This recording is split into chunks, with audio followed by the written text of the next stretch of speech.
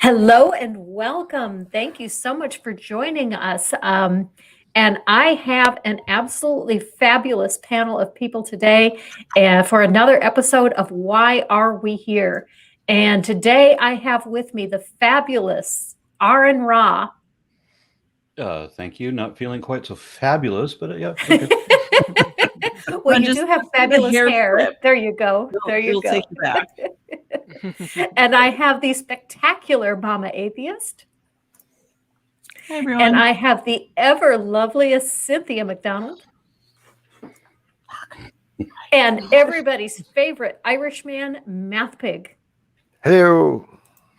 And hello to everyone in the chat. Hello to Crafty, to Fran Wilson, to Brainbug, to Woolly Ignorant, to Mr. Shadow Kitty. Thank you all for coming. Today, Thomas Westbrook is supposed to be here as well, and we just got a message from him that he is on his way, but he is a little bit late. So when he gets here, we will add him. And until he is able to get here, we will just go ahead and get started. And let's start by just introducing ourselves. Aaron, I'll let you go first. Oh, introduce myself. Okay, I'm the janitor.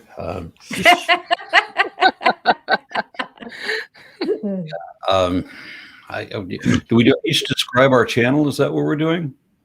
I'm just going to let everyone do a very brief introduction, and then I'll come back and have everyone go in depth into about their channels. Okay. Atheist activist focusing on secular policies and science education. Okay, Mama. I'm Amanda, Momma Atheist. I'm an ex-astrophysicist and climate scientist, so I mostly talk about, I do like half science stuff and half politics. I don't know. I have a mishmash of a channel. I talk about what I want to talk about. So, but I do too. Very regularly, I have my climate science videos, obviously, because that's what I do. So, there you go. Cynthia. Hi, everyone. I am Cynthia. I'm mostly on my show. I mostly talk about political issues, social-political issues, and social-economic issues that revolve around Black Americans, mostly that descend from chattel slavery. And also, I do jump on other people's channels and shit on Christians. She does it beautifully. So yes, she does. Thank you. And Math Pig. I have no idea how to describe my channel. So I don't know, like a hub sort of tries to bring people together from everywhere. You'll get honesty, you'll get fairness, and you'll probably get me shouting at you when you're an asshole. But everybody gets the same. It's fair to everybody, no matter where and what and who you believe in and what you believe in. So we try and bring the conversation more to a point of talking rather than screaming at each other. Okay, very good. That sounds very interesting. So now let's go a little bit more in depth and talk a little bit about why we do what we do. What got you started? What's your purpose? Is there anything in particular you're trying to accomplish? And how you go about with doing that? Go ahead, Aaron. Well, I started using a YouTube channel as a means of communicating a message, a dedicated message, when in the early days of the internet, there was Usenet, which is like the news groups thing, which doesn't exist anymore. But as soon as I got on the net, or I get into these discussion groups like talk.origins and such, and I found myself arguing with the professional scientists and with theologians, and it was very, very quick to see who had the goods and who was full of shit. And some of these people, some of these evangelicals were bragging that they had voted as a block, that their entire congregations had voted exactly as their ministers had told them to, that a bunch of ministers got on the phone with each other across the state and had all of their church congregations vote exactly one way in order to position certain evangelical judges and senators and school board members and so forth. And these people were constructionists after R.J. Rushdoony, and they were bragging about how many senators they had already placed and judges from the Chalcedon Institute. And what that was all about was that these were people who wanted to overturn our representative democracy, replace that with a theocracy that would enforce Levitical law. Oh, wow. So yeah, so even worse than Sharia would be Levitical law, where it's a death sentence to work on weekends, that kind of thing.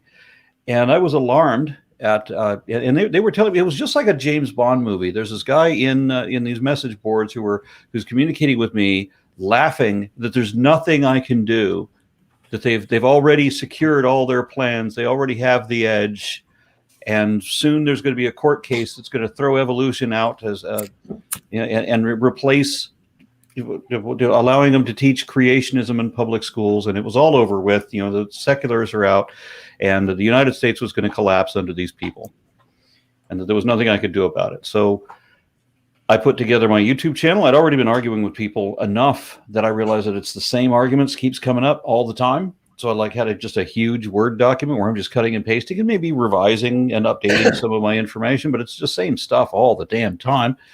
And that's where I got the Foundational Falsehoods of Creationism video series. And it kind of took off from there, and I just continued doing that same sort of thing. And then that trial that they were expecting to come ended up being Kitzmiller versus Dover, where things did not turn out the way they thought that they would. Interesting. Incidentally, I have a copy of your book, Foundational Falsehoods, and there's one thing that disappointed me about it, and if you ever revise it, it would appreciate it needs a bibliography. When I'm looking for something in particular in it, I have a really hard time finding it.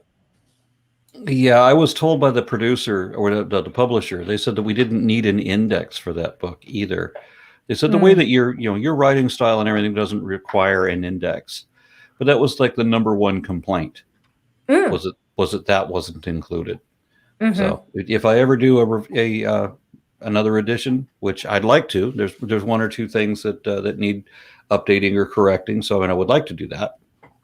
It always bothers me to know that there's something in there that I said at one point that I found out later was mistaken, and and there's no way to go correct that after it's been after so many copies been printed and distributed. Yeah, that could get tough. Fucking insane. Like just some tiny little typo, and you can't do anything about it. It would make me nuts. I'm sorry. So that's why I like blogging. So, Aaron, were you one of the first people on YouTube?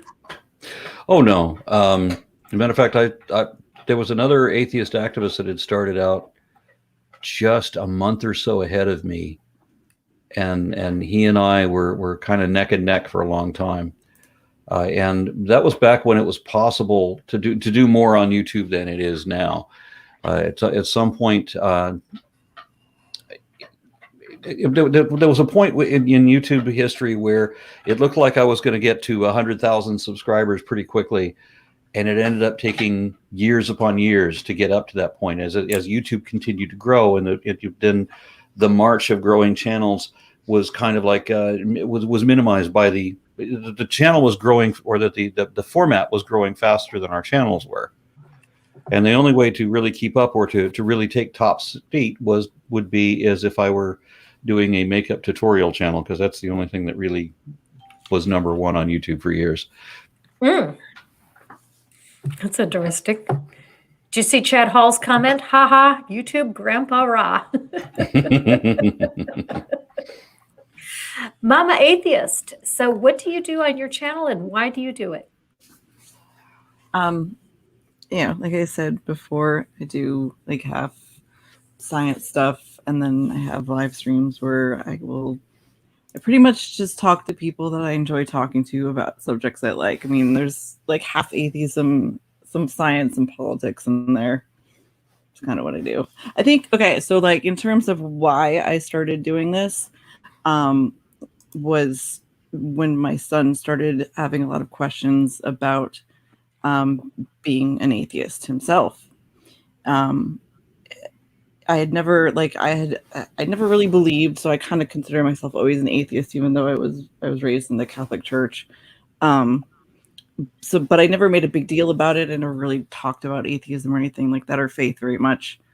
And it wasn't until my son decided he was an atheist and didn't really have a lot to learn from that I got involved. And then as soon as I started my channel, I realized I don't really have like, there's a lot of atheist content out there, and it's not my, forte. It's not what I do.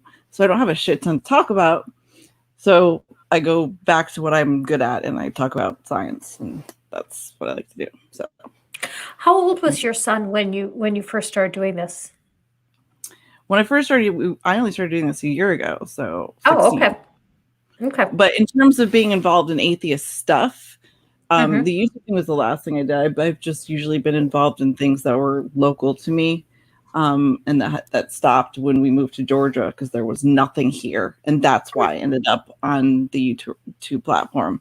But back when we lived in Arizona, we were in different groups, and he was 11 when he decided that he was an atheist, which was something that was his decision completely. I didn't even tell him I was an atheist before he made his decision. And then it was a couple years that he just kind of sifted it in his head, and then he started asking questions. So we started becoming part of the community around us. Tell him he's smart. I will. Thank you. He is. He's an asshole, but he's smart. He just turned 17 last week. So yeah, he's kind of an asshole, but that's just a 17-year-old boy, but he is smart. Thank you. Yeah, having been a 17-year-old boy, I remember I was quite an asshole. Oh my God, it's so bad. It's cool though. I loved him anyway. It's fine. One of the reasons I asked how old he was is because I just recently released a video for children called "Hey Mom, What's an Atheist?" And it's aimed at a 6-year-old level. And it's the first time I've ever made a children's video, and I did it specifically for my grandchildren because I have never talked to them about atheism, and I would not without their mother's permission. But at least I could put that out there that if anything ever happened to me and they ever wanted to know what did Grandma think, they could find that. I feel like it's kind of sad that should have to be a thing, because it's a counter to the God, having a God in their lives, or at least knowing about God. And I think 6 is just too ridiculously young for that concept to be pushed on them, because that's how indoctrination starts. So that it just makes me sad. Exactly. That's why the main purpose, the main point of the video is it's okay to think differently. It's okay for everyone to think differently. So Cynthia, tell us about your channel.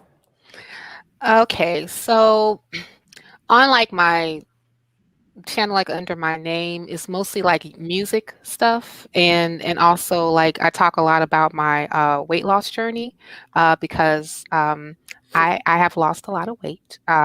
At my heaviest, I was over 467 pounds. Oh my goodness. Yeah. So I have like a few videos that actually that I've chronicled my my weight loss journey from when I first got serious. Hey, holy Kool-Aid. And so yeah, like so I chronicled my journey from the time that I first got serious about really losing weight. Matter of fact, I remember like the day that I did it, I recorded the video and I made it private. And I only just like made it public like maybe a few months ago. And I recorded that video like around in 2014. And I was telling the story about how I basically got to the point where I went to the doctors because I thought I was having a heart attack. And I wasn't, but my blood pressure and other health conditions were exacerbated. Exacerbated? Is it rated or baited? Whatever. It was really bad. Exacerbated. Thank you. Thank you, Momma Atheist. And so, and so what ended up happening is that they told me if I don't get serious about losing weight, the next time that I come to the hospital, it'll be worse. Like I may not come out. So that's when I got serious. I got into a bariatric program. I ended up losing 75 pounds on my own just by changing my diet and starting to introduce exercise. And then I had bariatric surgery in 2014. And I lost over 250 pounds. And now I'm in the stage where if you see these bandages right here, that I'm going through reconstruction surgery from losing so much weight and having, excess skin. So I just finished my second surgery. I got it's about two, maybe one or two more to go. So that's on my my channel under my name. But as far as my podcast or video cast, whatever you want to call it, is called the 13%. And that is on that's on the channel YFNA News. But we're in the process of rebranding. So right now our show is on hiatus. But the way I got started with that show is that I really wasn't into the whole YouTube thingy. I was I would listen to shows online. I especially atheist shows, and I remember one evening I was listening. No, one morning I was on my way to work and I was listening to Talk Heathen, and I was in. The person that started YFA News, that I started YFA News with, Ethan Michael, as you all are familiar, who did this wonderful stream raising a bunch of money for recovering from religion. I heard him call into the show asking for advice because he was launching a channel. And so and he mentioned that he was in the Chicago area, and I'm in the Chicago area. I was like, I'm about to check him out. So I remember the first debate that I witnessed was with a lovely person, very nice person named Larry the Christian. And as I was listening to them going back and forth about, I don't know if I think that they were debating the existence of Jesus. And I remember specifically Larry saying, we have more evidence of Jesus' existence than we do Julius Caesar. And that's when I pretty much had my brain turn into goo and then come out of my ears. Literally, this happened at work, people. I'm telling you, they almost they thought that it was going to be a problem. I had to go away. And I just remember all of a sudden I just turned into an atheist keyboard warrior. I was like, no, that's not true, because we got the death mask and they found his tomb. And, you can look at the coins and you can see that he actually, was aging and, all this stuff. Right. So, and of course that was my reaction, don't, that's a bad argument that could be easily debunked. Don't say stuff like that. Right. Anyway, so Ethan saw all my comments, because I had several just on that one video. And he said, he said, can I send you a friend request? I was like, sure, And then he was like, oh my goodness, when I saw your comments, I was like, I need to friend you now. I was like, great, that's great. So then yes, he did friend. And we have documents written by Julius Caesar by his own hand. So as time went on, he asked if I wanted to do a video with him where we were listening to where we were doing a reaction video on Steven Crowder, if you guys know who he is. Oh, he's lovely, that guy. Oh yeah. This is a gem. And we were reacting to a video that he did. How he would go to different college campuses and challenge people on their views and stuff like that. And so and he was, and the one that we were reacting to specifically was him having issues with college affirmative action. And so we would stop the video and then I would react, and then that's when I started talking a lot about the history of race and racism, and how racism has been institutionalized in America, and what kind of brought about different policy changes specifically in the 60s because of how racism has been institutionalized. And so we did that video, and next thing you know, COVID happens. And when COVID happened, at first there was a lot of different theories about COVID, and a lot of the ones that were about COVID were not true, including Black people can't get COVID. I Oh, don't know yeah. why, I don't know Yeah. why people actually said this, but they did, and you actually Yeah, they had people did. believing it. Yeah, which is insane, because I'm like, I don't know any virus that actually discriminates who it will and will not infect based on the possession of melanin. I don't know one. So why would this one act differently? And then after that, we started to get the numbers of people who were, dying from COVID, and how it was disproportionately affecting the African American community.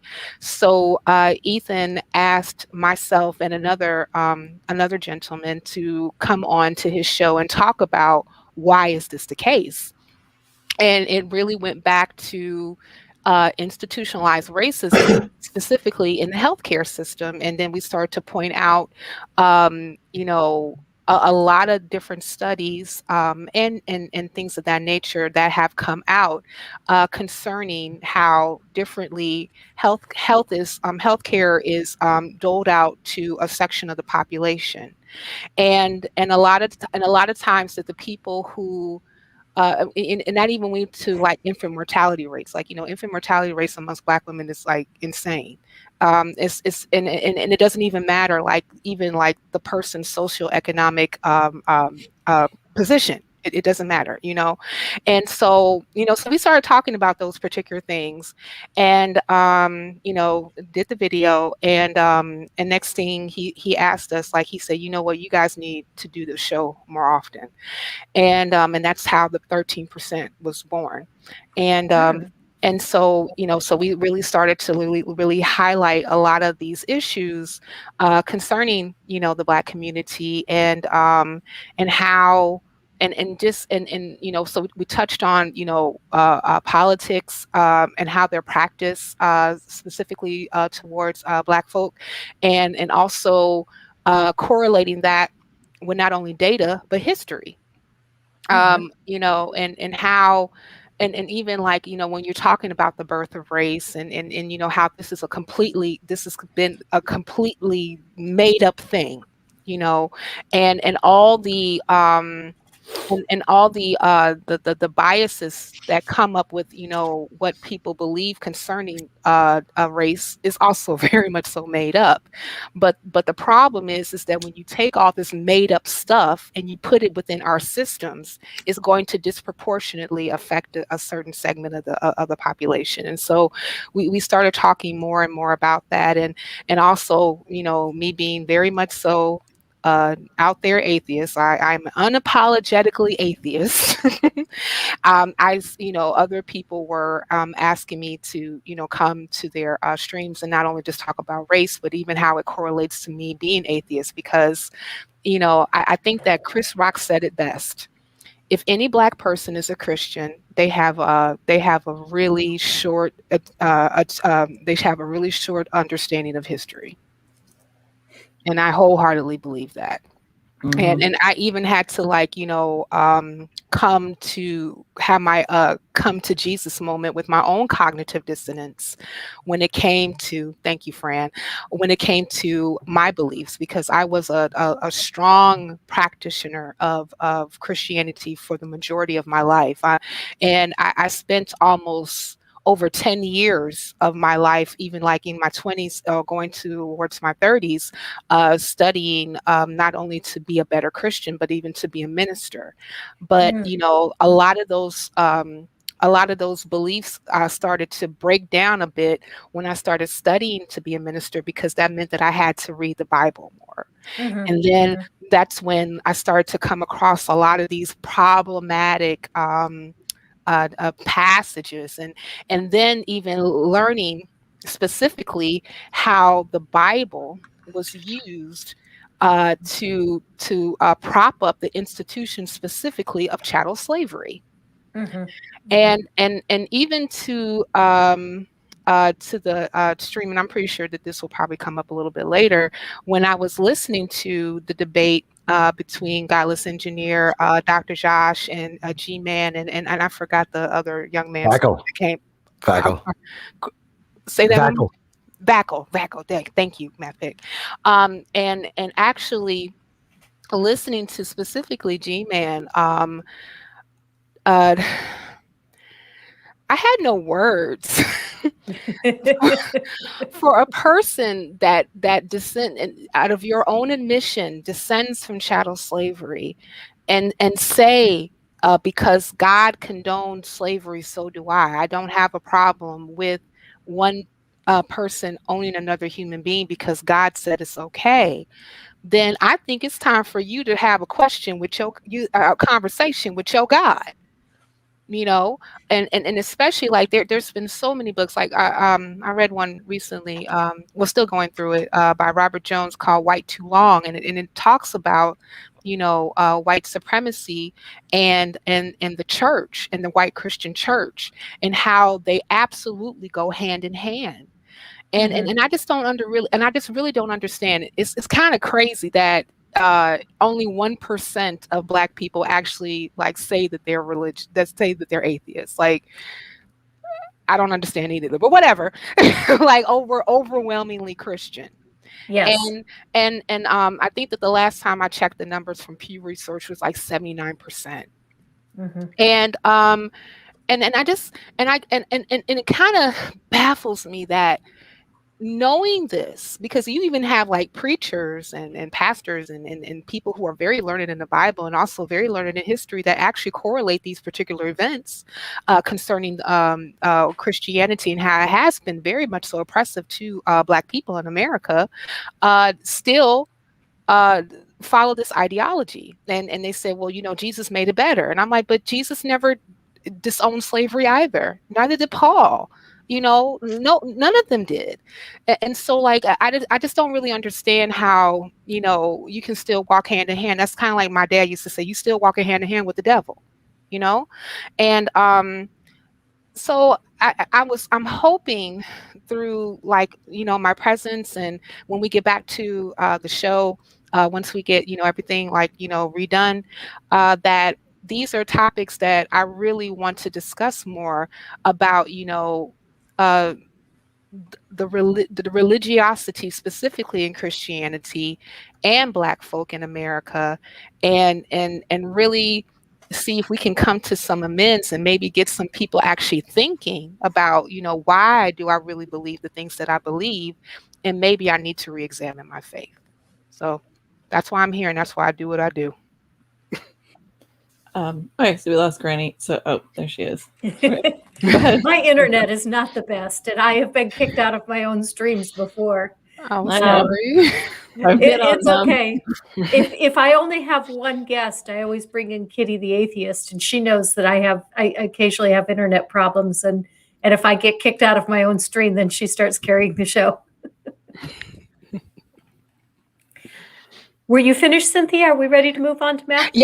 Yes, please. Okay, move on. I'm done talking. Okay, Math Pig, tell us about your channel.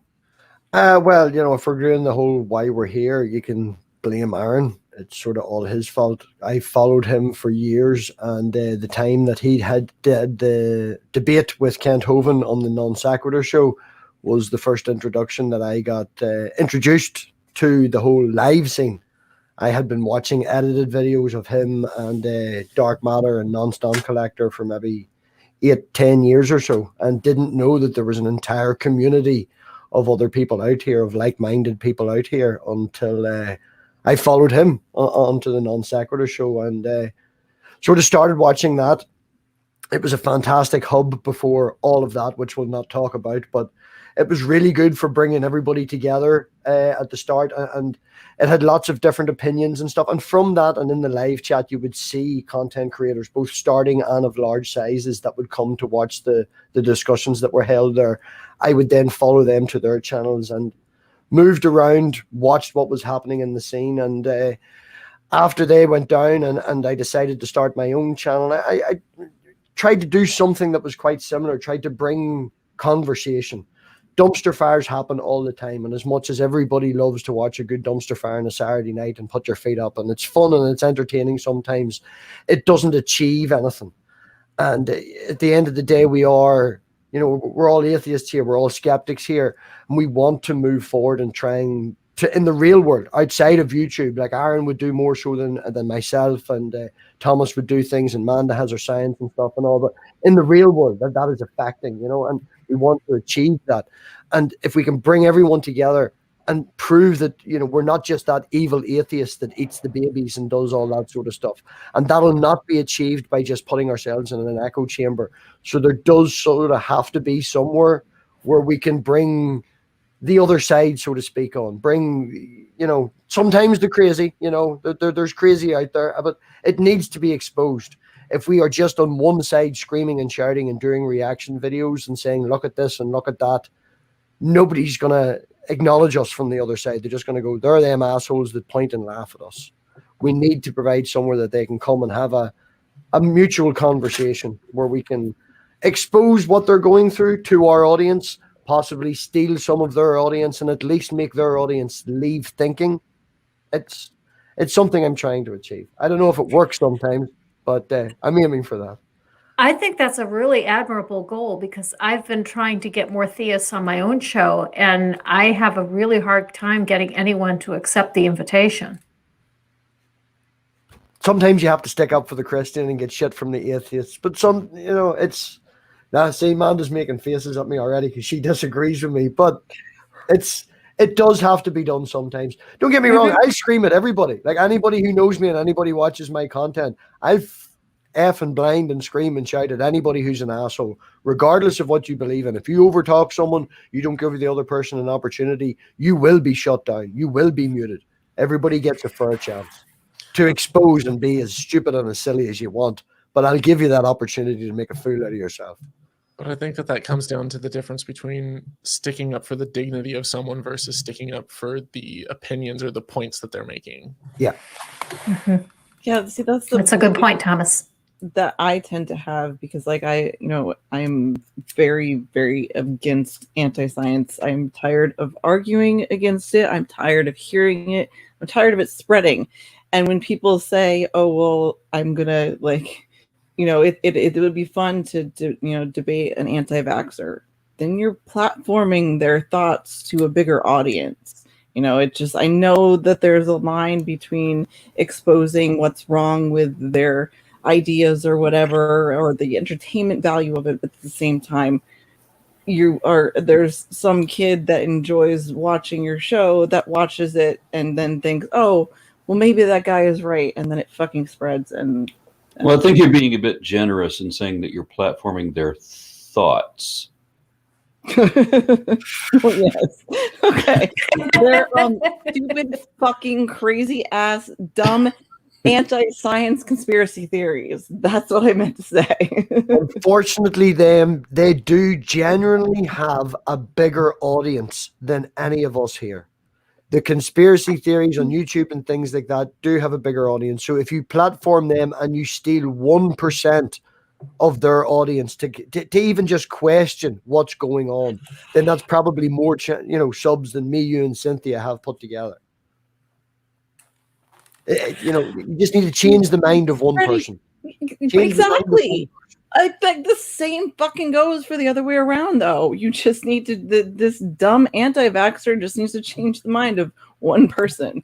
Yeah, but if we do our job correctly and we show how critical thinking and logical thinking is a benefit over just agreeing with God did it and faith, if we show that this is a better way to think and a better way to approach life, then not to say we're better than them or put that across, but you don't tell them what to think, you show them how to think.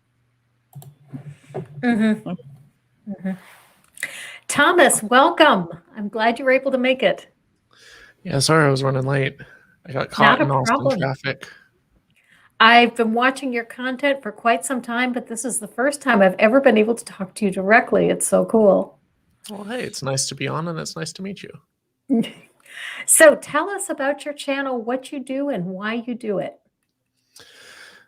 Well, I make animated laser focused videos, not always animated. Sometimes you have to look at this scraggly face, but I I try to take complex topics related to science, related to philosophy, religion, critical thinking, and I break them down in bite-sized, easy to understand ways and present it to people, hopefully in an attempt to spread reason, critical thinking, rationality, and stuff.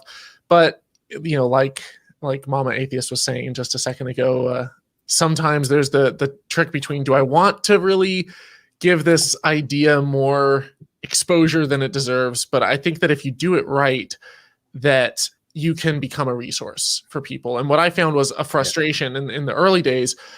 There were a few YouTubers, AronRa was one of them, who was addressing like young earth creationism and evolution denial and stuff like that. But YouTube had some resources, but it didn't have enough. And so I found that I would learn things from college classes or from, TED Talks or things like that conflicted with my young earth creationist upbringing. It conflicted with a lot of the things that I had believed for years, for decades. And because I didn't really see a great resource on a lot of these different topics, I wanted to make something that was kind of a easy to digest, bite-sized thing that could be shared, so that the next time someone says, oh, well, this psychic told me, then my videos can be a great tool that someone can say, hey, you need to check out the Holy Kool-Aid videos on psychics. Don't worry, it's only like 5 or 10 minutes long. And if you still believe in psychics at the end of that, then maybe you should watch the next one, because he breaks down how it all works. And so that was kind of my initial inspiration for my channel. Was I saw some people that were doing it well, and I saw a lot of misinformation, and I figured that if I could understand it, put my thoughts together in a concise way and present that as a resource, then it could help a lot more people maybe to get out of the rabbit hole of conspiracies and non-skeptical, non-scientific thinking. It was extremely helpful. Go ahead. Can you say something really quick? I was talking, I did not mean the stuff that you like, the stuff that you do. I do kind of the same thing sometimes. You, Thomas, expose the science, you explain it, and that's different. I was talking about actually platforming the people and having discussions with them when they can gish gallop and straw man and try to weasel their way out of everything, and it promotes the... Just putting my channel down, Thomas. Yours is great. I am not. I am not. Well, I think that there's a fine line, because on the one hand, I don't do a lot of, like, I've done a handful of live shows where I've interviewed people, but mostly I'm just a really bad live host. So I typically stick to, pre-edited. I'm a lot better editing videos than I am running a live production. But I have done a couple of response videos. I did some response videos to Trent Horn of Catholic Answers. And even those, it took me like a month per video, because I was just really going through with a fine-tooth comb, trying to come up with, anything and everything that, maybe that I got wrong or that he got wrong, trying to present what was true, but also to do it in a way that was interesting and that was an undeniable smackdown, that you couldn't come away from the video without realizing that, hey, I actually made a point and I know what I'm talking about. But that said, when it comes to live shows, I remember when Bill Nye debated Ken Ham and got a lot of flack for it. And people were saying, you're legitimizing this huckster. You're legitimizing young earth creationists by even stepping into the debate ring with him and going up against him on his own turf. And to those people, I would say that if it hadn't been for debates like that was, in fact, that specific debate is the moment that I can point to and say that was my I'm done moment. Because I'd had a lot of questions. I'd had a lot of doubts. I'd already gone from like young earth creationist to old earth creationist. And I didn't really believe in hell anymore. But watching that debate and seeing, it was like the moment when Ken Ham stood up and said, nothing's ever going to convince me that the Bible's not the word of God. That was when kind of the scales fell off my eyes. And I realized that growing up, I'd always been taught that the creationists were trying to present the truth and the evil evolutionists were trying to live a life of sin and deny God. And so they were coming up with any excuse that they could to justify those belief systems. And I remember in that moment when I saw that it was actually the exact opposite, the flipped scenario, I was like, oh my God, there's like, this isn't right. And that was my I'm done moment. Now, that wasn't the only time that I saw that. I saw that a lot, of other times since then and a few times before that, but that was kind of the nail in the coffin for me. So there are merits to going up against people like that and having debates and stuff. Because if it, who knows, I might not be here. There were. I said, I said there were. I said I didn't say it was completely wrong. And plus, but honestly, It was mostly an opportunity to get a dig on Math Pig. I have to say, right, in all honesty, the most viewed video on my channel is me platforming Asshole 104. Now, we did that as a Saturday night. I just got the man's contact details. It was given to me. I was like, fuck it, we'll do it for a bit of crack. Came on. I have to say, muting him as much as he mutes people on his Discord server was so therapeutic. I don't give a fuck what anybody says. It just, I must have been 20 times. It felt really good. I was one of those people that argued that Bill Nye should not have debated Ken Ham because I knew how creationists they don't bring a model. It's like what I was complaining about in my flat Earth video that I just uploaded. They don't have an alternate model. They're pretending that theirs is the default position, and so science is somehow on the defensive, and you can never defeat them because all they bring is ignorance. And it doesn't matter how eloquent your explanation is, their interest, of course, is in not understanding it. And as long as they don't understand it, they win. And so it was a surprise to see that moment that Thomas was just talking about, because I haven't just heard that from him. I've heard that from a whole bunch of other people, that Ken Ham really shot the Christian movement in the foot, or the creationist movement at least, in the foot with that one utterance. So if there was if there's any golden moment to that debate, it's that final question. Well, I will say, like, when I watched the debate between Ken Ham and Bill Nye, and I grew up on Bill Nye, I love the science guy, and at that particular time, I was still teetering between, theism, agnosticism, or whatever else. And watching that debate kind of made me start to really, again, start to question again the things that I believed. And even though I know for me, my mom was a technologist at a hospital, and I would go to her lab a lot growing up, and I would help her dye slides and label them, and she would tell me, this is this particular organ, this is this particular cell, and what you're looking at is this, and she really turned me on to having a fascination with science, and me being a Dr. Whovian and a Star Trekian is all her fault, and she knows. This is something, if I can make the point, there's at least a third of this panel here that has admitted that watching these debates and watching the platforming of this stupidity is, the get you moment, they got there, that step, or a step along the line to get them to that point. They were part of the audience from the other side. Yeah. Cynthia was that one that was changed, that mind that was changed. Thomas was that one person that we reached to. So as much as it stings, for the 100 people that fuck you off and leave comments and all the rest of it, you do get that one person. You do. It's just about. You brought me the too. audience. We do it for the audience. At the end of the day, we don't agree with what they're saying, and we platform it to show that we do it for the audience. I think of it as planting seeds. Yeah. I mean, like, remember in the Bible, one plant, one water, God get the increase. Blah, blah, I like them blah, blah. leaving asking questions. That's the idea is to leave the audience asking questions. And hopefully they start to ask the right questions.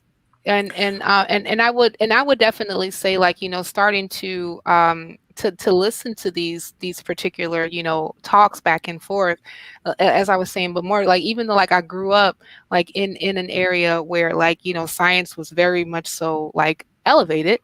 I still was very much so raised in a Christian home, and I went to church every Sunday. And I know that even I had questions from my mom, like, well, if you do this, why do you believe in this? And sometimes, like, and it took like maybe a different perspective or a point of view, or just putting it out on Front Street that, like these particular debates and going back and forth, that made me go like, hey, well, maybe what I believe isn't right. Maybe I need to re-examine these things. Maybe I need to, if I'm right, if what I believe is right, then I should be able to go back and re-examine it, and it should be able to hold water. Right. But when I did that, after kind of getting my belief kind of jarred, I realized it didn't. So I'm kind of grateful that some of this content is out here, because it does cause one to kind of pause, especially if they're questioning already, to question more, and to hopefully kick in some critical thinking skills, to kind of go back and say, like, maybe what I'm believing is not a good thing. Maybe what I'm believing is not even serving me. Maybe what I'm believing is not really factual at all. So I think that's with anything. I mean, even like when we talk about other touchy subjects, even when it comes to politics, like especially like when we all saw like all the rise of the QAnon people and all this other craziness, and we saw like how bad thinking or non-critical thinking has like devolved a whole section of the country to this rabbit hole of craziness. I'm hoping that more people stepping up to really start to, cause people to question more, and to really engage in more, to think more, and to really like, check on a thing before they say this is true. I'm hoping that will prevail, so that reasoning could be like the thing that people would default to instead of not reasoning, if that makes I sense. absolutely love Snopes for that reason. When I hear something silly, the first thing I do is go check it on Snopes. Yeah, fact checking. You have a problem, though, where there is such a huge divide now that, especially on the right, they literally will not believe anything that we say because we're obviously lying to them. Therefore, any of the actual facts that we try to present to them become the opposite of what they believe. It is so very, very frustrating because there's no like open dialogue at all. There's no back and forth. There's just like, fuck you, I believe my side and I know that you're lying to me. The fact that they can believe things, they look at us and think that we're some satanic baby we're eating cabal. Like, it's, of course they're not going to believe anything that we have to say. Of course they're not. Like, so how are we supposed to find a way to break through that? I don't know. The only way to break through that is to have communication. The only way to break through that is to talk to the other side. I grew up in Northern Ireland, and my mother always, even when she sent us to church, she sent us to a church that accepted both Protestant and Catholic. I've hung out with both Protestants and Catholics my entire life and tried to be on that other side of the divide. And anyone who's watched the channel Amanda knows this. I was the only sort of, like, I'm not going to say the only one in the vid, but I went across the border with friends of mine because they were Catholic.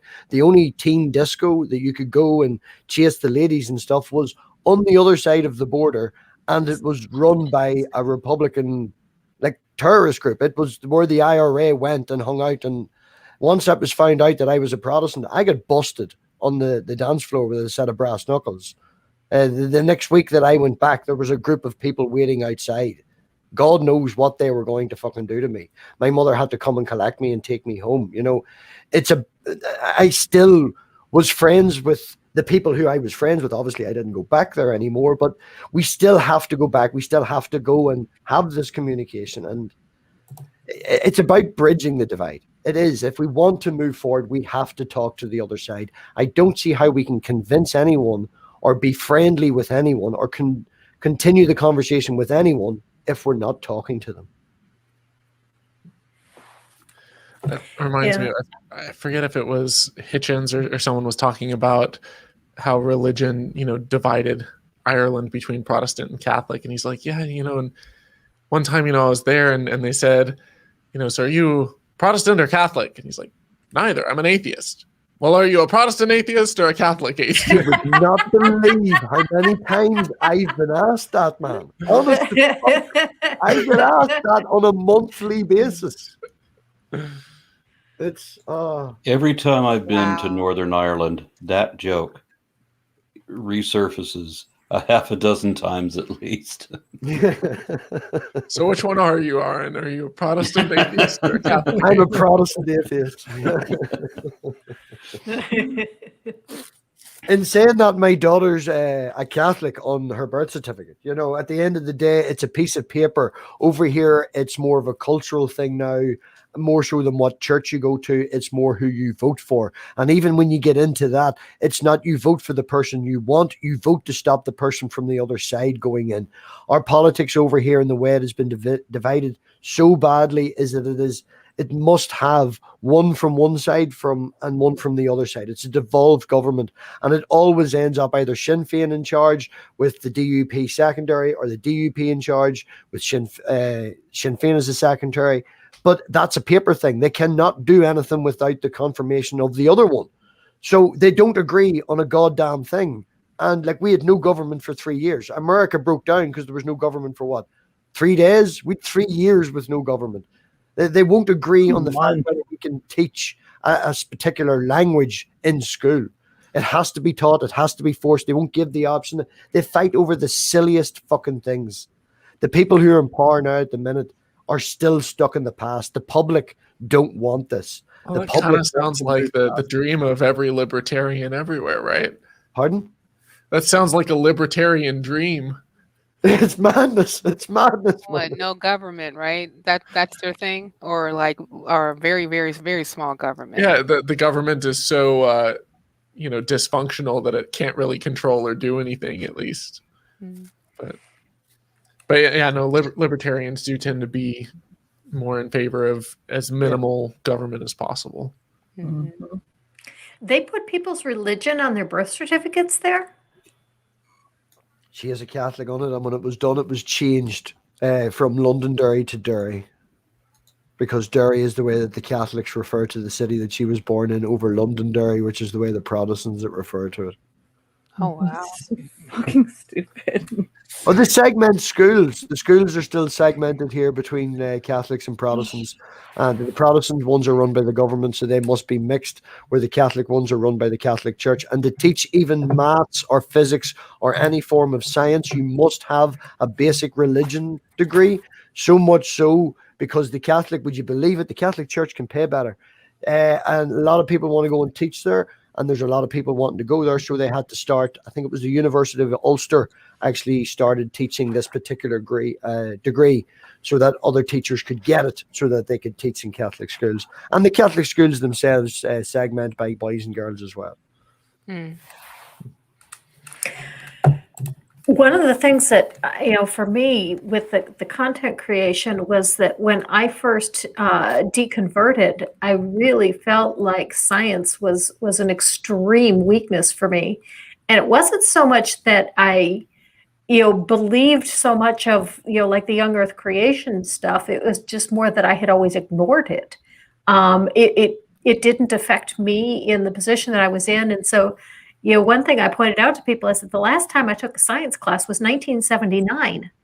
And if you look at all the things that have been discovered since 1979, I've missed all of it because I just haven't been paying any attention. And so when I deconverted, some of the arguments that were being made to me were science arguments. And so I turned straight to YouTube. Like someone said, well, how could sexual reproduction evolve? And gee, I don't know. So I looked on YouTube and I found some YouTuber that explained exactly how sexual reproduction evolved. Oh, okay, that's interesting. And that's why I absolutely loved AronRa's phylogeny series, because I learned so much from that. The only problem I had with it was the first 3 episodes.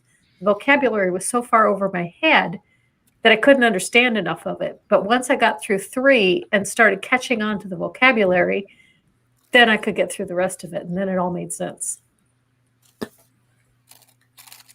The man is a walking encyclopedia. Yep, Mr. Raw. I do one I had to- subject.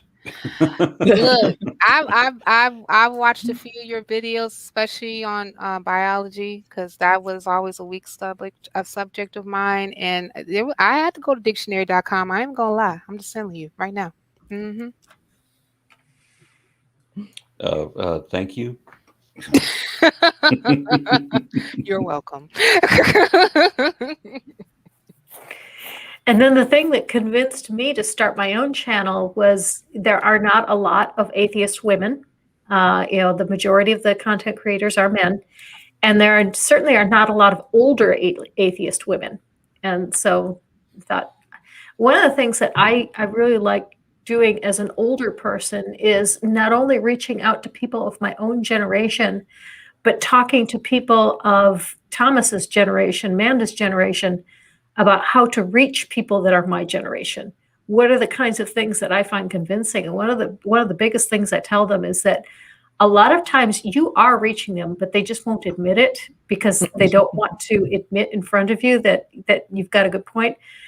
So a lot of times what you got to do is you make your point and you leave the information with them so they can look at it on their own when you're not looking.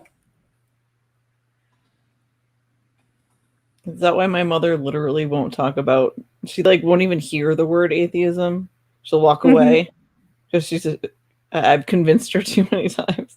I make good fucking points. So I don't know what to tell you. You see, there's another thing, right? If I can say, and I'm going to be an asshole. Me and Amanda's been fucking fighting all night here and disagreeing on this. But Pork Granny, right? Pork Granny is an account that turns up to a lot of my streams. She turns up to Dave's stream. She turns up to Amanda's stream. She's not here now because it's bloody late at night. Pork Granny is my mother. My mother is what I would refer to as a spiritual Christian. She is a Christian. She believes that Jesus and this, that, and the other. And we've had the conversation. And in my opinion, the only reason she's a Christian is because she's afraid of hell. But, she is of that mindset. And she comes here and listens to our points. And I've definitely made more leeway in this last 6 months having her come and watch our content and be involved in the community that we have than I have in this last 10 years. I can't reach anybody in my family and friends. Just sit back and watch propaganda news, and will not. My own mother would not crack open my book. Oh, really? Yeah. Well, do you remember? Do you remember back in the good old days, Aaron, when propaganda news was just Fox News and before the days of Newsmax and OAN? Yeah, we weren't even eating raped babies' blood while worshiping Satan back then. Yeah, I know, right? So I just found out what spirit cooking was 2 days ago. Wait, what the fuck is spirit What is it? cooking? You probably don't want to know. Yeah, I'm not sure if I even want to explain it because when I was told what spirit cooking was, I was horrified. Okay, I'm good then. Is this damnation? What is this? It's basically taking portions of I guess humans and putting them into pots and drinking their remains and canting and things of that nature.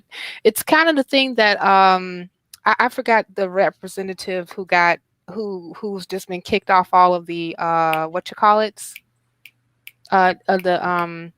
she's a congressman. I think she was from Georgia. She was kicked off of her assignments. Yeah, all the committees. Georgia, Marjorie Taylor Greene. Yes, I'm. Yes. Aware of this. Yeah. Yes. And she did a series of videos, and she's very much so down for the Q, and which is sad because Q was one of my favorite characters on Star Trek. But I digress. That was which one? Shut the fuck up. You come on, Math. They're all called Q. Math Pig, don't make me come through the street and get you. Anyway.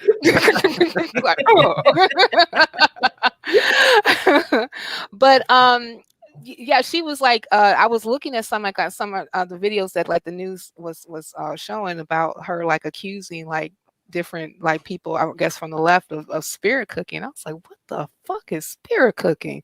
I am lost, you know. And I think that like and I think this somebody on Twitter, you know, kind of explained it a little bit to me, and I was just like, okay, you can stop now. I think that they were about to go into further depth, and I was like, stop, no, enough. I know enough to know that that is some crazy fuck shit. Thank you. So and I'm not really sure, and somebody please help me. Where is this coming from? What is the foundation of a lot of this rhetoric? Does anyone know? People don't understand things. I was making a guess now. People don't understand things, and they want to pretend that they do. Well, people in my own family, I have confessed that they'll believe every conspiracy theory, and that it imparts. You're part of the elite. You're one of the few that know the secret knowledge that most other people have overlooked or don't understand. And that way you don't have to do any actual research, so that you don't actually know any real things that most people don't understand. You That's just exactly believe a bunch of horseshit. I was going to suggest your channel to a fella today, Aaron. He came up to me, and I'm now working with a Polish Pentecostal, so there is a sort of a language barrier when we do talk about this sort of stuff. So he brought a guy from my country, from here over to put it across, and he knew that the flood was real, because when they dug down so many kilometers or whatever the fuck it was, they found water, and this is proof that the water can come up from the earth and stuff like that. And seriously, that's your evidence that they dug down into the ground and found water. I think if Manda can correct me in this, and she vanishes, a lot of our water that's in the water cycle from new research has been shown to be underground. So hey, will you send that person my way, because I've got some beachfront property in Utah to sell them. Where is said beachfront property? I've been looking for with a friend with land. I've also got this snake that makes this miracle oil that cures pretty much anything that they can imagine. He does believe in, he's got the whole faith healing down and the speaking in tongues, and his actual coffee brand. Thomas, I will send you a picture of this, or I will get Manda to send you one if I have sent it to her. His coffee brand is Jesus Loves You Coffee. That'll sell. But real quick though, Math Pick, how it tastes? Well, the only time he gave it to me, he forgot to put it through a fucking filter, and he poured the bag of ground coffee into a cup and added water and handed it to me, and I drank it, and I thought it was 90s, 20s, and someone hadn't filtered the tea leaves. I was like, what? And he was like, I have no filters left. It's still lovely. And I was like, I can't drink that. I'm sorry. Well, you're going to have to pardon my terrible former pastor jokes, but it does say in the Bible that he brews. Sing. I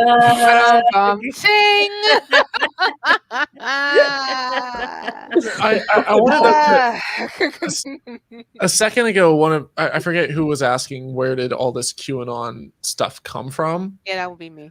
And I think that, the easy answer would be to point to, 4chan or 8chan or Donald Trump or evangelicals, or even to say that, believing in conspiracies is what dumb people do to make themselves feel smart. But I think that this goes back a lot further, because if you look at the history of America, it's a history of people who literally moved here hundreds of years ago because they didn't want to be told what to believe. They, were Protestants. They were people who, you had the Pilgrims and the Quakers and stuff escaping to America to believe what they want. They had kind of a very individual mindset. I'm not going to go with the flow. And then you start seeing the rise of, the fundamentalist evangelical pastors, like Jonathan Edwards. You see people selling snake oil. There was even a book, I forget what the name of it was, but it talked about some of the early conspiracy theories throughout America's history. And some of them are just absolutely insane. And you look at some of the headlines of like tabloids in the 1800s, and it's just as bad or worse than anything that you would see in National Enquirer today. So this isn't anything new. It's not like Americans have always been rational, reasonable, like the founding fathers were an exception. Thomas Paine in the Age of Reason wasn't your average everyday bloke. He was, a phenomenal mind, but he was an intellectual, just like we have intellectuals today. But that's not your average person on the street corner who's, hopping into a Facebook thread to talk about the special information that they got from Q, So I don't think that this is anything new. I think that what's new is that we're seeing, one, the rise of social media, two, the rise of the ability of people to manipulate social media easily. And then you couple that with people who have a really bad science education, which Carl Sagan warned extensively about, a good 30 years ago. And you see that coupled with this division of echo chambers where all of a sudden, not everyone is all hanging out on the same social media platforms. People are getting kicked off and they're going and they're hanging out on, Gab and Rumble and Minds and Parler. And, they're not, it's not just one place where there's now a free marketplace of ideas. It's them getting stirred up and amping each other up in this echo chamber of, oh yeah, they're eating babies and they're having these, spirit cooking, blood ritual sacrifices and stuff. And it's not grounded in reality. But I think that anyone who's had, kind of their finger to the wind would have seen the signs coming for this for a long time. I'm not saying that I had the foresight to, but I'm saying that like this was a long time in the making.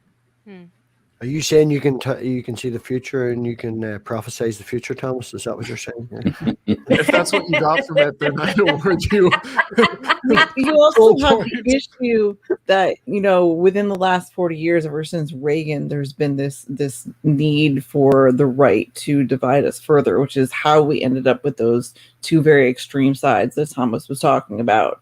So you have, and one of the things that the right loves to do in order to keep their base listening to them and only them is to tell them constantly that, they need to be in fear that if it goes the other way, the whole world is going to end or something like that. And I mean, I understand I do the world ending thing.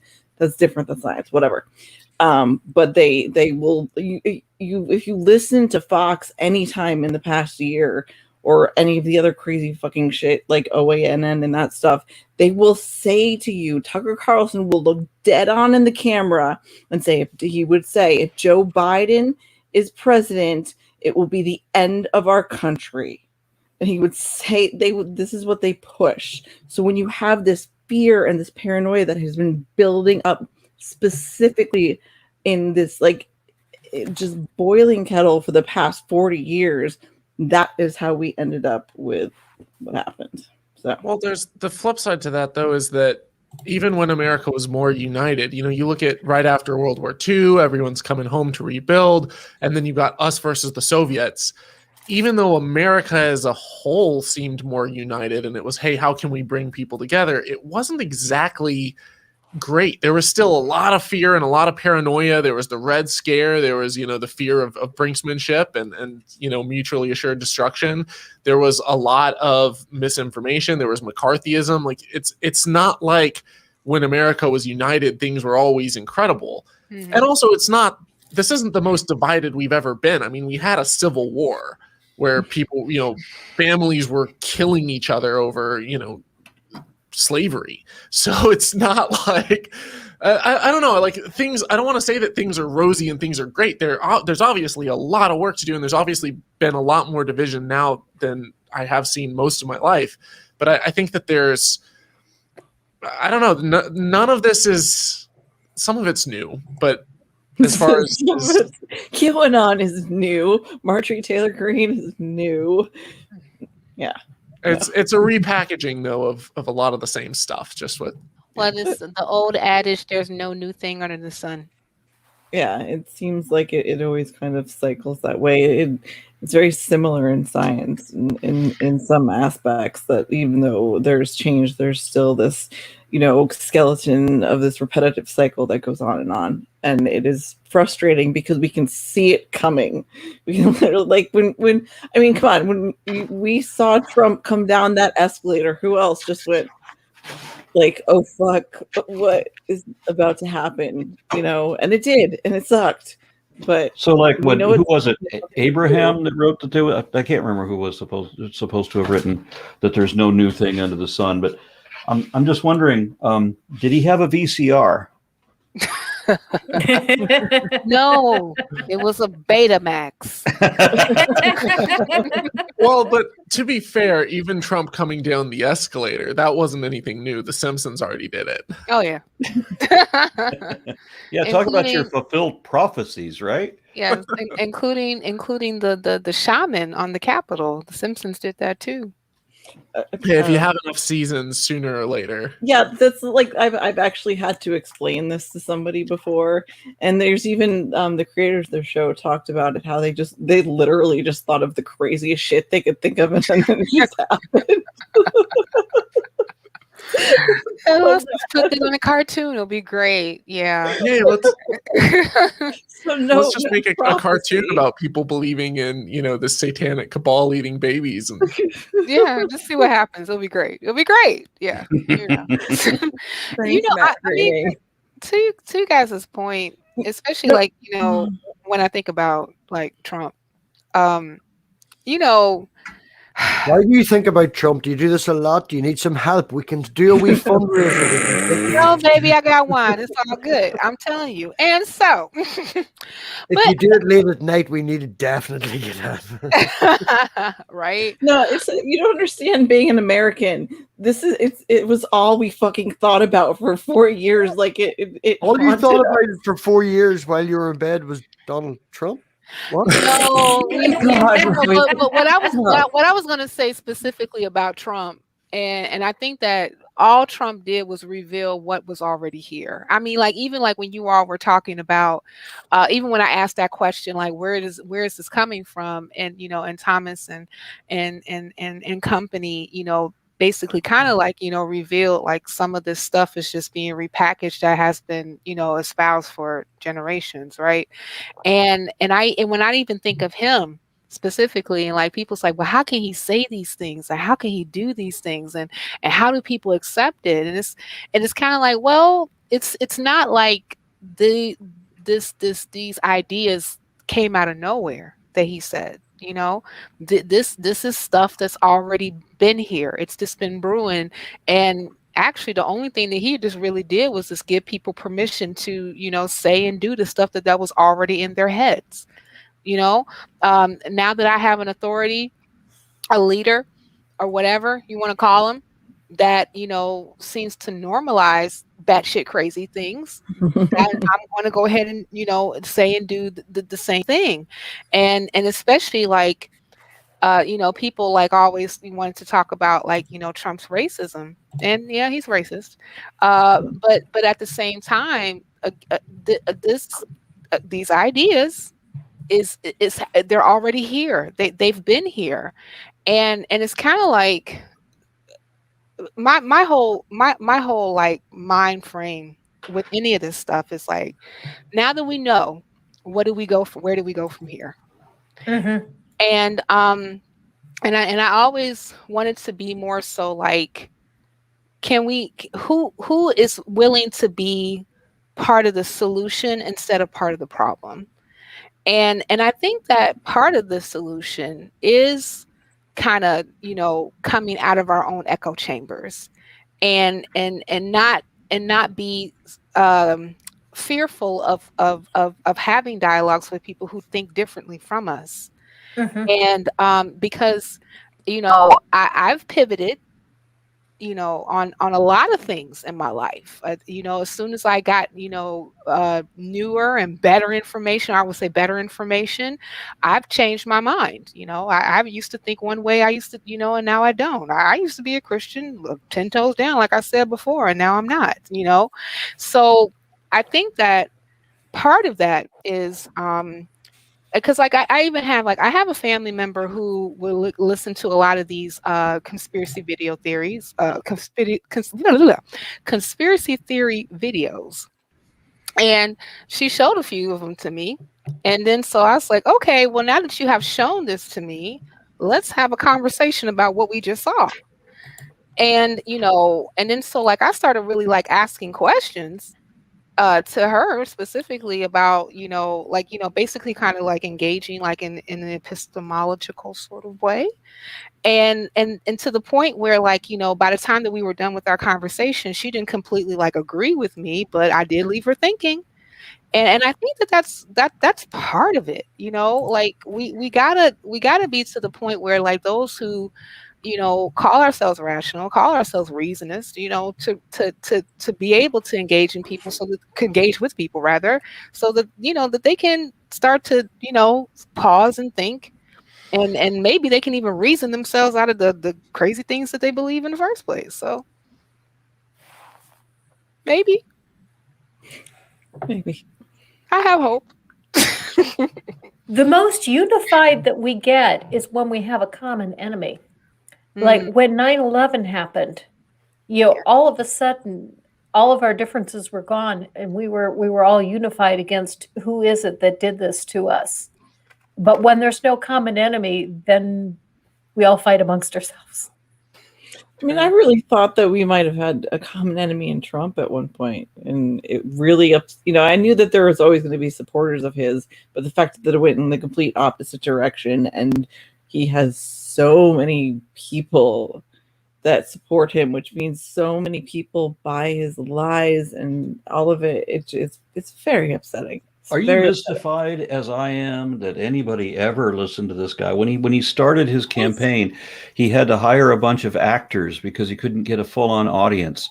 And he started from that to this huge cult following where absolutely everything he says is not... theory on this. I have a theory on this. Okay. It's simply a white male ingrained American thing. As white men in America are kind of raised to look up to money because this is a hugely capitalistic society. So somebody who is rich is obviously somebody of an authority. It's kind of put that way. Well, my thought is that Trump has been famous for his debts since the 80s. Yeah, but people think that's people don't understand how money really works, especially with people as rich as Trump. So they don't get that they're borrowing hundreds of billions of dollars at once, and he's not paying people, but it gets I don't know. It's just I guess what my problem with is I mean, I'll listen to words of wisdom from Carl Sagan or something, and I'll be like, well, that's really impressive. That has endeared me to this guy, right? But Trump has never said anything wise, never done anything good, never been honest in a moment. He doesn't have a single redeeming feature. Everything about this guy is rotten to the core, and I don't understand how people don't instantly perceive that as soon as he begins to speak. I think it's more so that American culture specifically is very enamored with this whole notion of making it, like the ones who happen to be with the money and it's out there. I mean, let's just look at music and some of like the videos that we would see, from the ones that are very popular. The ones that happen to oftentimes get people's attention are the ones where the people are in the club and they throwing away the crystal and they throwing all the money up and all this other stuff, because the ones that we look up to as far as like are desirable are the ones with money, the people with money, and they flaunt it. And when I look at Trump, that's always kind of been his thing. Like he always wants to be out front talking about his gold toilets and his gold walls and his gold bidets and whatever the hell he got that got gold on it. And and this is the type of person that he has kind of like projected and marketed himself as, and a lot of people admire that. Like a lot of people when they were even interviewed, who said that they supported Trump, especially like the first go round, is I voted for him because he's a businessman and he's rich, and I believe that he'll put our economy back on its feet again. And I'm like, okay, so like that, to me, that kind of like lets me know, oh, this is what we really value. Like as a society, it's not that we really value like people. We value stuff and whatever kind of like props us up to to have the most stuff as possible. I got the biggest house, I got the nicest car, I got the biggest bank account. I mean, and I'm about to tell all y'all motherfuckers about it. And you better listen to me, because then you might get it too. No, that you ain't. Because this is a capitalistic society, and it's already going to be like, we're going to always have the have and the have-nots, right? And and the haves are always going to be way less than the ones who have not. But those are the ones that we exalt. Those are the ones we admire. Those are the ones that we look to, and those are the ones that we try to emulate, instead of just being honest. Like, no, this system is real messed up. But no one was. Can I just say, the really funny thing about that, though, is you said that we, like people that make it, but he never made it. He was just given it. So sure, like, it was moot. Yeah. You remember when he was like, I think like when he during like the Republican national debates when he first was running, and people, I think that he was asked this question about like his money, and he said, oh, well, I started off with a very small loan of $1 million, and I was just like, the fuck. No. Also, we've been going for an hour and 20 minutes now, so I think it's time for us to start wrapping up. And I know it always goes so fast, doesn't it? But I want to give everyone a chance to give any final thoughts, anything else they didn't get a chance to get in, anything you want to shill for. And after we get through everyone, then we'll sign off. But I want to start with MathPig, because MathPig said he needed to go soon. Yeah, come some to me. I'm just going to reinforce again what I said earlier. A lot of people will disagree with the way that I approach things. But that you're entitled to that. But the reason that I do is because if we don't do it, who the fuck else is going to do it? Everybody has their speciality. Manda has climate science. AronRa has pathology. Cynthia has her Black Lives Matter and all that. And Thomas has his preaching background and stuff. Granny has her. Everybody has their niche. I talk. I like to talk to people. I like to interact with people. I like to find out not what people believe, but why they believe it. And if you're full of shit, I'll fucking call you out on it. And I'll call you out on it for the benefit of the audience. Sometimes it needs to be done. Yeah, so you're literally a talking head. Yeah. But just tonight I'm a talking head. I'm a talking head tonight. I haven't shaved my head in about a week and a half, man. I have some awful fuzz going on. It's I have a debate discussion tomorrow, as I said before stream, with a Calvinist. We're going to discuss on, can you prove God with using logic? So that should be interesting. He has called into Truth Wanted and a few other shows. I found a wee bit of research, and I think it's going to be possibly a dumpster fire. It's going to be one of those times that proves me fucking wrong. But what time? Tomorrow, that will be at 6 p.m. Eastern Standard, 11 UK, 7 Central, and 8 West Coast. Would that be right? If it's 7 Central, it's going to be 5. 9 West, or 6. 5 West Coast. 3 out of 4 ain't bad. 3 West Coast, 6 East. Granny, thank you very much for having me on. And as I said earlier, everybody blame Aaron for me being here. It's all his fault. Thank you for coming. So, Mama. I'm going to have to bounce because I have work in a few hours. So, I do appreciate you all listening. And as I say, somebody will post me link in the chat. Come by, say hello. We do open mic nights on a Thursday as well, interviews with people from the community. We generally find small channels and give them a wee boost as well. So, definitely worth coming by. All right. Thank you very much. Bye. Thanks, Matt. Mama, any final thoughts and anything you want to shill for? I don't know. I do this, like I said, for my son and for the science. So, and I don't know, I have a new video coming out, and on Friday at 5 Eastern, Aaron Lewis and I are doing a panel about normalizing and legalizing sex workers. So, That sounds Ooh. interesting. That sounds really interesting. I would love to see that. I did ask Thomas, but I don't think he got the message yet. So I saw it as I was rushing into this stream, so I haven't had time to respond.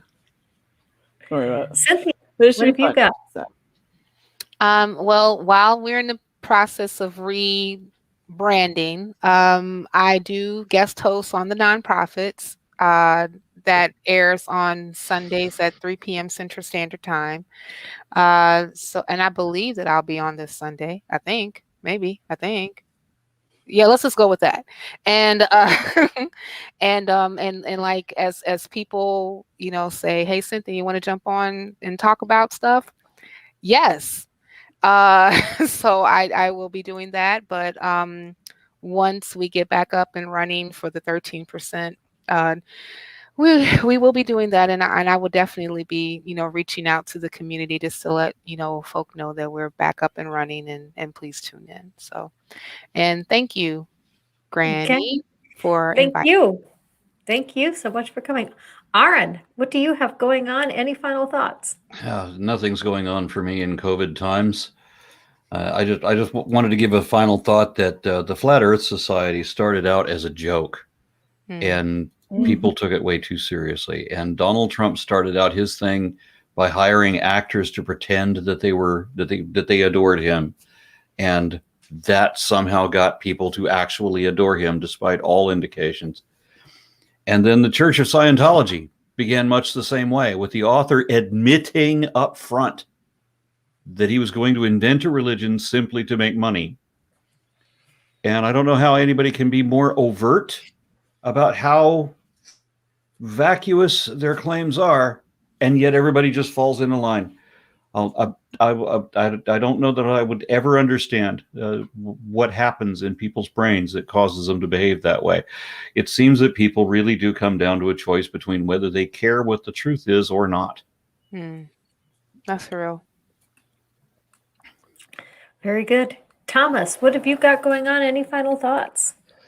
I mean, my final thoughts are just this: that, like, as far left leaning as I am, I don't think that we're going to make any progress as society if we just see it as we're smart, they're dumb, and there's no real logical reason to why they believe what they believe.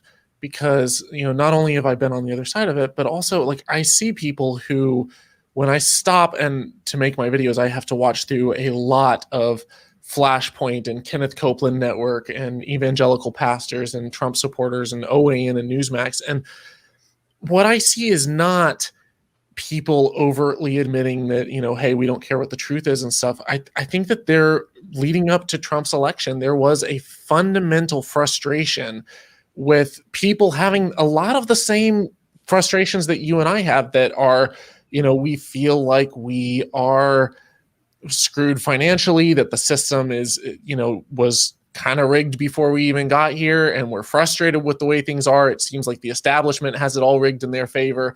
And to a lot of people on the right, they saw Donald Trump as an outsider. They saw him as a non-politician who would ruffle, the game up a little bit. Were they right about it? I don't think so. But when you see the messages that they're getting day in and day out from the pulpit, from their pastors, from the people that they trust, who they've been raised to trust, who they've been taught are someone who cares about the truth and is selfless enough to care more about the future and the afterlife than this life, then they see that as someone who's a trustworthy person who's putting up, hey, here's someone who actually is coming in to give the church in America a place to bring America back into a good economic prosperity, in times and stuff. And I think that that's what people focused on, and that's what people wanted from Trump. And I think it was fundamentally misguided. And I think that they portrayed Trump in a light that really didn't show who he was. They didn't show all aspects of his character. And I think all of us agree with that and see that. But I think as soon as we start to humanize the other side and start to realize that like their wants and their needs and stuff are still human needs. And I think that a lot of us have those as well and relate to those just by pure nature of being human. And once we're able to humanize the other side, I think we can start bridging the gaps and having those conversations. Nothing One of will the ever things- convince me that the Bible's not the word of God. I'm not saying. But I care what the truth is. Sure, I do. Now, I want to make a distinction. There's a big difference between the Kenneth Copelands and the actual prosperity doctrine pastors who are fleecing the flock and the sheep that are getting fleeced. And I think that to blame the victim in this situation, which are people who've been brainwashed from their upbringing, I don't think is the right way to go about it. I 100% agree that a lot of the con artists at the top, they don't care about what the truth is. But I'm not going to go so far as to make that statement for all of the people who they've fooled. Yeah, I wasn't generalizing everybody. I mean, I've often said that when I have conversations with creationists, they come to a crossroads. Are they going to remain honest or are they going to remain creationist? Because it's no longer possible to be both. Because most of the time, they choose to start lying about stuff. I think a lot of the time that they don't understand, but they think they do. And until they realize that they haven't quite got it, that they'll never quite get there. Yeah. Yeah. I've had a few people admit to me that they're going to continue to believe even if they know it's not true. So, I mean, I do get those kinds of admissions. Mm-hmm. Yeah. Well, and the majority of the times that I get admissions like that is because of a fear of hell.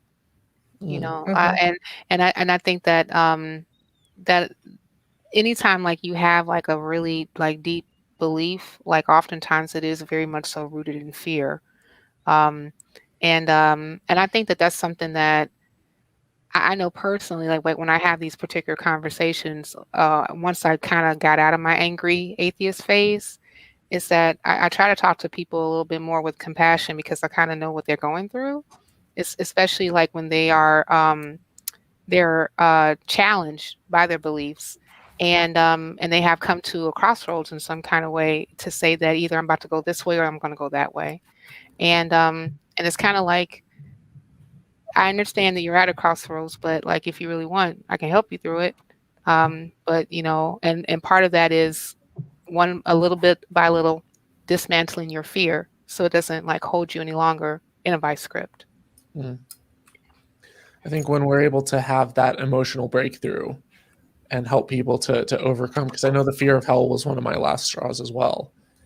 And when we're able to have the compassion to reach people and help them and say, damn, that sucks. Like you genuinely, because I used to go to sleep terrified all the time, turning out the light. Maybe there's demons, around. Maybe there's, devils, or I'm going to go to hell or whatever. I'm not good enough. I haven't confessed recently.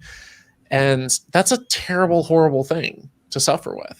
It's traumatizing. It is. And when you start to realize, holy crap, there's a lot of people who've been brought up with that incredible trauma ever since they were an infant, then when we start having emotional breakthroughs, then I think that we're already decimating them on the front of logic and reason and rationalities. It's the emotional area where I think that there's a lot of ground to be made.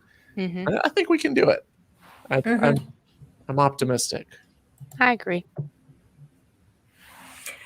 And on that note, the things that I have coming up, I just gave Atheist Edge some more to add to the collab project, so I don't know when my part will be in for that project.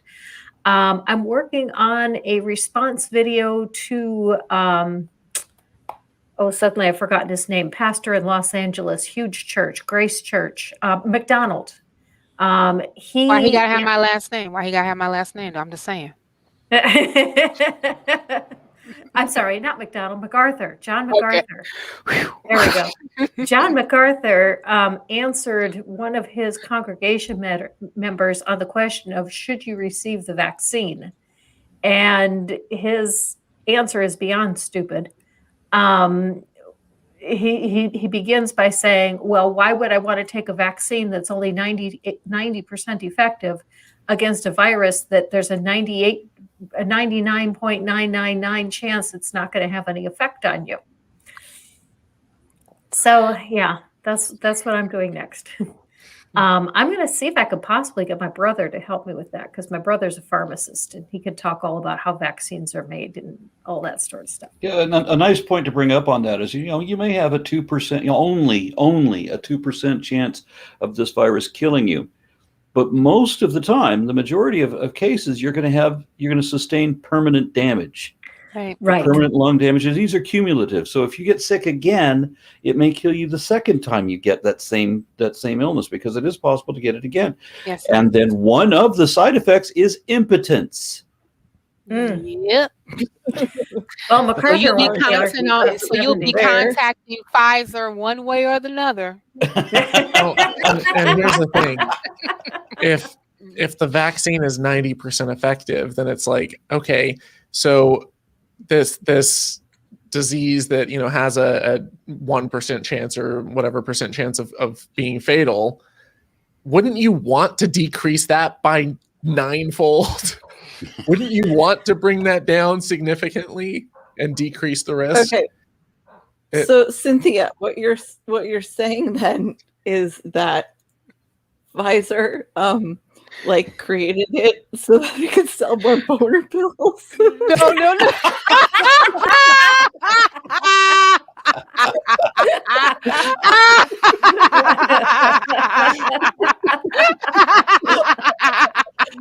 Careful, you're about to start another conspiracy theory. Myself alone. That is the best laugh the sad I've thing heard in about a that, long though? time. The sad thing about that is that the people who are anti-vax are, they're terrified of a tested, thoroughly, safe vaccine, and yet they will line up in a gas station to get those boner pills with all of the side effects that they have. Yeah. Yeah, and it's based on the venom of a South American spider. I think that is But at least That it's is- all natural, right? Yes. You know what's And that is also all natural? Cyanide. Plant-based. But it's all natural. I had one person that actually sent me a meme that had like a bunch of fruits and vegetables on it and said, "This is the only vaccine you need." And I was like, that is not a vaccine. Fruits and vegetables are not vaccines. I encourage you to eat lots of fruits and vegetables and get much fiber in your diet and all that great stuff, but those are not vaccines. No. And I also like to report because I've been doing a keeping up with my second dose. I've had both doses of the Moderna vaccine, and I like to report that I did not grow a second head. As you see, I only have one. My arms did not fall off. As you can see, I still have both of them. And I am not receiving any alien communications that I know of. The only thing, Are you transmitting 5G now? See, actually, what happened was the vaccine cut off communication to the aliens. So. Oh, okay. Damn. No. We are such an arrogant species that we named ourselves Homo sapiens, which is supposed to mean man the wise. But of late, I think we should reconsider that nomenclature. what would man the stupid be? Right. Homo dumbness? I don't know. Homo do not. What? No. Homo credulous. Man the stupid is what the very last person on the planet erects as the world burns around them due to climate change. Some Oh, big the statue to man the stupid, and it is literally just fucking all of us. So there you go. yeah. All right. Well, I'm And going to with- have to bail. It's been a Well, bucket of I was chuckles. just about to say, with that, we're going to end the broadcast. Thank you so much for coming, Aaron, Mama. Thank you so much for coming, Thomas and Cynthia. Thank you so much to everyone who showed up in the chat. Everyone, stay safe, wear your mask, and live your life. Bye.